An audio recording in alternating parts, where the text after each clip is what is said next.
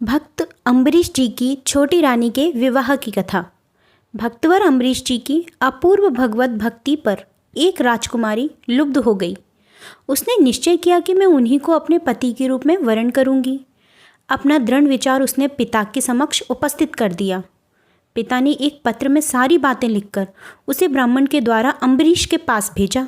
ब्रह्मदेव नृप शिरोमणि अम्बरीश के पास पहुँचे और पत्र दे दिया।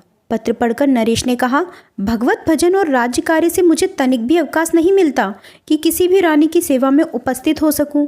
रानियां भी मेरे अधीन हैं। ऐसी स्थिति में मैं किसी अन्य राजकुमारी का परिणय मुझे प्रिय नहीं है। ब्रह्मदेव लौट आए।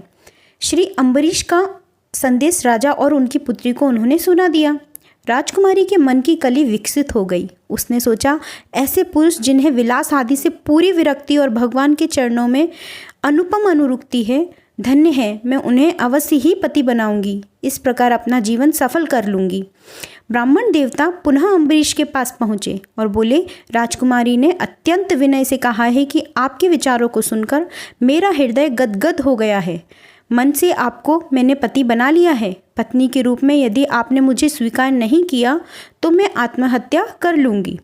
स्त्रीवध के महापाप से आप नहीं बच सकेंगे।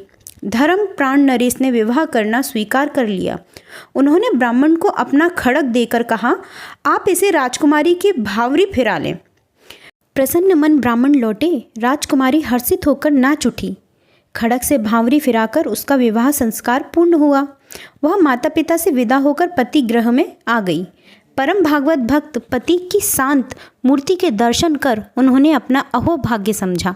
अम्बरीश जी ने देखा, उनके पूजा की समस्त सामग्रियां धोकर यथा स्थान रखी रहती हैं। पूजा गृह धुला मिलता है। यह उन्हें अभिष्ट नहीं था, क्योंकि प्रभु सेवा का सारा कार्य वे स्वयं अपने ही हाथों करना उचित समझते थे और इसी में उन्हें प्रसन्नता मिलती थी। पता लगाने के लिए एक दिन वे रात्रि में पूजा गृह में छुप गए। एक प्रहर रात रहते ही नई रानी ने वहां प्रवेश किया और पूजा के पात्र मलने लगी। राजा का मन प्रसन्न हो गया। उन्होंने कहा, यदि ऐसा ही करना है तो भगवान को अपने भवन में पधरा लो प्रिय। रानी की आकांक्षा पूरी हुई। उनकी प्रसन्नता की सीमा नहीं थी। भगवान उनके भवन में ही पधारे।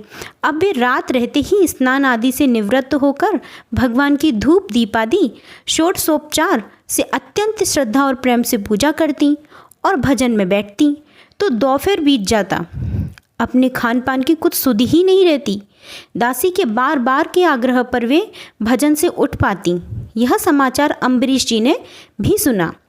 दूसरे दिन सूर्योदय के समय ही वे छोटी रानी की पूजा गृह में आए। उन्होंने देखा, रानी ने भगवान को अत्यंत सुंदर ढंग से सजा रखा है। धूप की मधुर सुगंध उड़ रही है। घृत दीप जल रहा है। रानी पद्मासन लगाए भगवान के सामने बैठी हैं। मधुर स्वर में वीणा के तार झनझना रही हैं और भजन की मधुर स्वर लहरिया वीणा के तारों के स्वरों में विलीन होती जा रही है। रानी की आंखें अश्रु रूपी मोतियों की माला पिरोती जा रही है। रानी की तन्मयता, स्वर्गीय भजन, आदित्य प्रभु प्रेम अम्बरीश पीछे खड़े खड़े देख रहे थे। भजन समाप्त हुआ। शरीर की छाया देखकर रानी ने पीछे सिर घुमाया तो पतिदेव को देखा। उनके स्वागत के लिए वह उठने ही वाली थी कि अत्यंत प्रेम से अम्बरीश ने कहा कि प्रिय, मेरे स्वागत की आवश्यकता नहीं है, वही भजन फिर सुनाओ। रानी के सौभाग्य का क्या कहना। पतिदेव रीत चुके थे। परम पति को रिझाना था। वीणा उठी, पतली उंगलियां तारों पर थिरकने लगी। मधुर स्वर लहरी में थिरकता हुआ भजन अम्बरीश को बेसुध कर रहा था। वह समाधिस्थ से हो गए थे।